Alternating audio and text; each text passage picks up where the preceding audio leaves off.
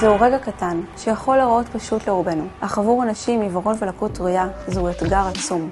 בשביל זה הוקמה עמותת המרכז לעיוור בישראל, במטרה להנגיש את המרחב הציבורי ולשפר את איכות חייהם של אנשים עם עיוורון ולקות ראייה. המרכז לעיוור הוא העיניים שלי. בזכותם אני מודע לזכויות שלי והם מראים לי את הדרך להצליח.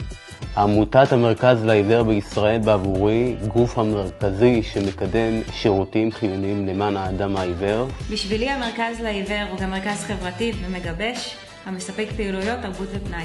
המדור לטכנולוגיה מסייעת מאפשר מתן הזדמנויות לעיוורים ולקויי ראייה להכיר ולהשיג פיתוחים טכנולוגיים שמשפרים את תפקוד ואיכות חייהם. החנות מספקת שירות למוצרים ולחלקים במחירים מסובסדים. המרכז לעיוור בישראל פועל ללא הפסקה לקידום ושילובו של האדם העיוור בקהילה. בין המטרות שהמרכז שם לעצמו, הנגשת המרחב הציבורי, ליווי אישי ומיצוי זכויות, קידום ופיתוח טכנולוגיות מסייעות, ייצוג מול הרשויות וקידום חקיקה.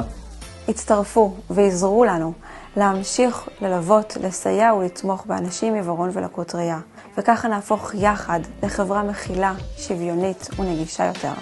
כל תרומה מסייעת. המרכז לעיוור הוא הבית שלנו.